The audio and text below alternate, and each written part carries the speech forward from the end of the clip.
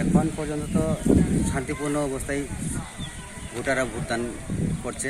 এখন পর্যন্ত কোনো অপ্রীতিকর ঘটনার কোনো আমরা মানে আভাস পাইনি। তবে রাত্রিবেলা আমাদের মেথিনিয়া অঞ্চলে আমাদের যে কার্যকর্তাদের বাড়ি ভাঙচুর হয়েছে, এতে সবাই একটু ভয় ভীতি প্রদর্শন করেছে তাদের উপর। কোন কোন জায়গায় এমন হয়েছে? মেথিনিয়া এ পর্যন্ত মেথিনিয়া আর মহাবীর এই দুটি জায়গার উপর আমাদের আছে।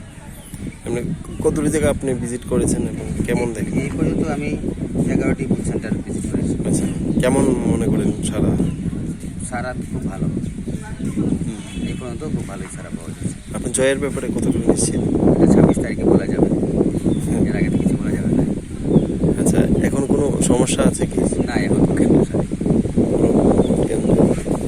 প্রার্থীদের কোনো কিছু নেই? না, এখন পর্যন্ত কিছু নেই।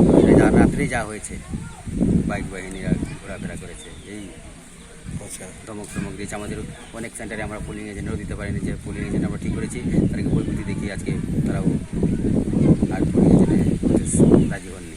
আচ্ছা, কার পক্ষ থেকে করানো হয়েছে? আর কার পক্ষ থেকে